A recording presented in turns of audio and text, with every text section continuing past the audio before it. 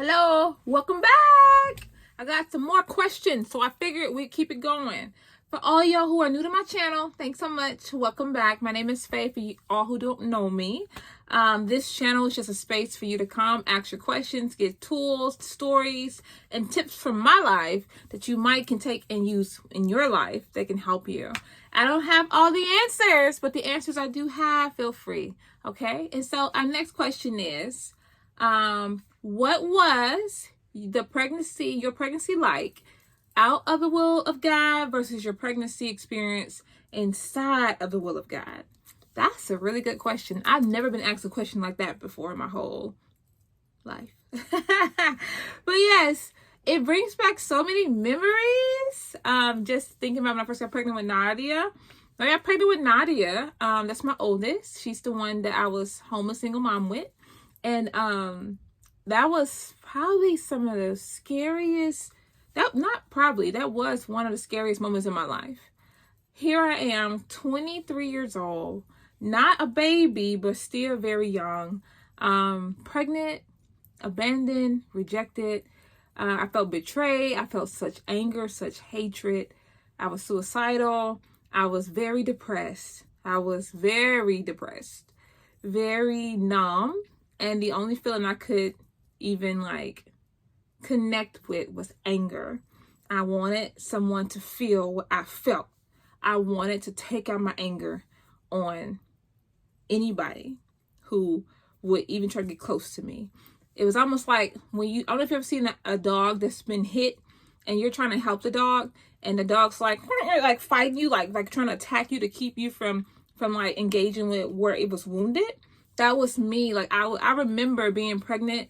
If somebody would look at me with Nadia, I'd be like, what you looking at? I mean, straight go off, straight defense.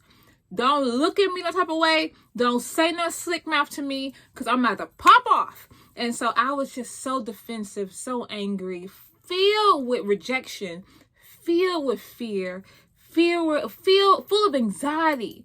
I mean, just angry. And truth is, even when I saw my baby, although I thought she was cute, a part of me was just looking at her what am I going to do with this kid? Almost not even bonded with the baby. It wasn't until I latched her to my breast and I tried to breastfeed her, and of course that didn't work out in a long time. But I attached her to me, we started bonding, that I started to slowly feel that anger kind of leave me. And I was just so mad because I was like, I didn't ask to be a single mom. This wasn't what I wanted for my life. Why am I the one stuck here? I was just so angry.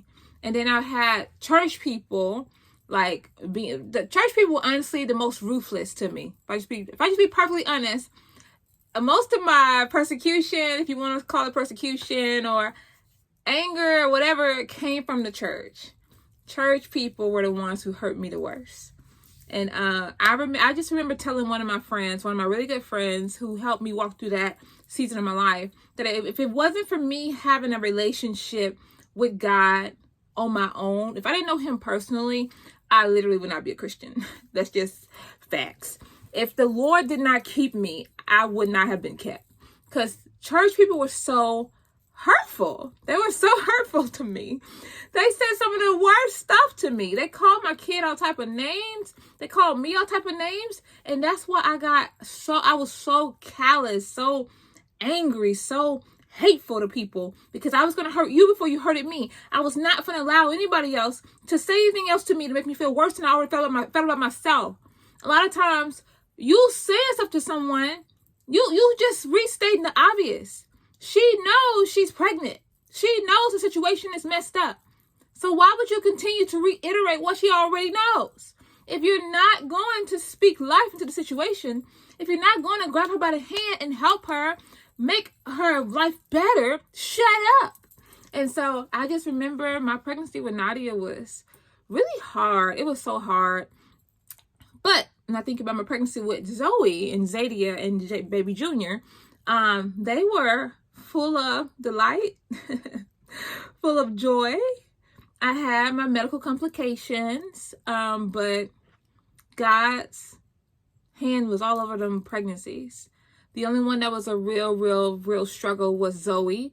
I lost Zoe's little twin inside of my womb. I had a fibroid that ruptured, and literally the doctor was like, ma'am, you got to go home. You got to get on bed rest right now, or you're going to lose the other baby. And so that was pretty disappointing, very hurtful to me. But I just could feel God just with me. The Lord was so with me in all my pregnancies, but I can literally tangibly feel his just smile on my last 3 pregnancies. Not that he wasn't smiling at my other pregnancy, but the pregnancy with Nadia just was filled with such just anger and rejection, and I felt such abandonment. I felt so like just terrible in life that I couldn't even enjoy the pregnancy. A lot of times you don't even realize it as a single mom. You never get an opportunity to enjoy just the beauty in being pregnant, because you're always trying to fight and prove and defend and protect. You never get to just sit back and enjoy. You're always thinking about, what is someone going to say about me? What do they think about me? Whatever. And so that's the hard part about being pregnant. When you're pregnant outside the will of God, you don't get to enjoy just the fruit of that blessing. Like, it wasn't until probably 3 days before I gave birth to Nadia that I sat back and I rubbed my belly. And I was sleeping in my car then. I rubbed my belly and I was like, and one day I will meet you, and I cannot wait to meet you and love on you. I did that like once with my other 3 babies to my husband. I've been rubbing them like rubbing, dubby. But you don't get to really enjoy just the fruit of the womb, the gift that God's given you, because you're always in full defense, trying to fight, trying to protect. And then you got to understand too, whatever you feel as the mom, what you feel and are going through as the mom, your baby directly feels it. And I see that in my children now. Nadia's in a whole different place now. Thank God. The Lord's been with us. He's been so faithful. He's even given her a dad who's literally in house with her. He loves her. He cares for her. That's his baby. It's so great. But Nadia struggled. You know, I told you I struggle with abandonment, rejection, depression. I struggle with all these things, not being enough, not ever adding up. Guess what my kids struggle with? Rejection, abandonment, feeling like she's not enough. Why? Because I indirectly deposited that into her when she was pregnant with me. Like, so you got to be careful what you allow yourself and what you like allow inside of you, what you're meditating on in your mind, because when you're pregnant, that baby gonna be able to feel it. And when I was pregnant with the other ones, I didn't feel any of that. And the other ones, they just be free in the wind, not even concerned about rejection, neglect, and all that right there. Not that they will not ever have their own battles, but it's a huge difference in experience when you're pregnant in the will of God and when you're pregnant outside of the will of God. They're both beautiful in their own way, but the pregnancy outside of the will of God, that was a fight. I tried to commit suicide twice. The enemy, I was literally like meditating on what everybody thought about me. I could feel just the disappointment my family and friends had for me. I could literally, y'all, I even remember people being like, hey Faye, like, call me if you ever need anything. And I would call them because I'm homeless, and they wouldn't answer the phone. And I was like, oh Lord, I'm on my own. But the devil is a liar. The Lord was so for me. He helped me to get through that, and it was just such an amazing journey. Now, do I wish that for you? Absolutely not. But now that I've lived it, I hope you can take my story and share it with somebody and show them, like, hey, dude might be cute now, but it ain't gonna be cute when you by yourself with a baby. And so, yeah, that's just what it was. I love y'all so much. Thanks so much for your time. Feel free to like and to share and to subscribe to this channel. I'll be back soon. You take care.